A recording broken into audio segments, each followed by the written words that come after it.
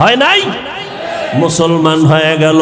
আল্লাহর কোরআন বলো, আল্লাহর সাক্ষী রেখে আল্লাহর কোরআন সত্য না মিথ্যা? জবান খুলে বলো, সত্য না মিথ্যা? এ যুবকেরা জবাব দাও, পায়ে হাত রেখে বলছি।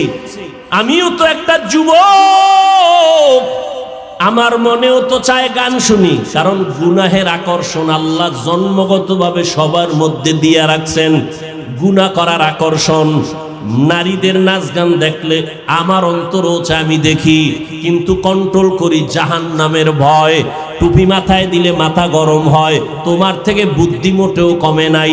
তুমি তো কথা আবল তাবল বলো, আর আমরা 12টা মাস বয়ান করিয়াও তো একটা আবল তাবল কথা বলার চেষ্টা করি না।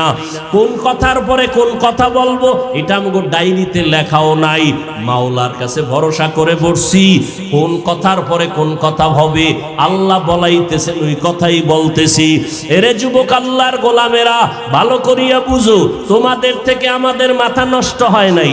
মনে করিও না গো সম্মান কম।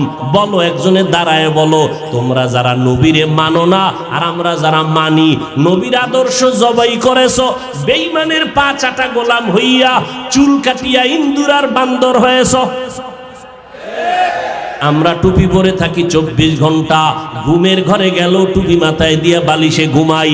ও আল্লাহর বান্দা, তুমি বলতেছো মাথা গরম হয়, আমিও বুঝি, তারপরও কেন ছাড়ি না? রসুলের মোহাব্বত, দাড়ি রাখলে যৌবনের ভাব চলে যায়, তোমার থেকে কম বুঝি না, এরপরও কেন কাটি না? আল্লাহর আযাবের ভয়। এরে আল্লাহর বান্দারা, নামাজের সময় কি কষ্ট, ফজরের সময় শীতের মধ্যে ওইটা নামাজ পড়া অনেক কষ্ট, ঠান্ডা পানি দিয়েও জুবানা ইয়া নামাজ পড়তে কষ্ট, এরপরও নামাজ ছাড়ি না কেন? আল্লাহর আযাবের ভয়। মরণের পরে আযাব হবে, আল্লাহর কোরআনের আয়াত।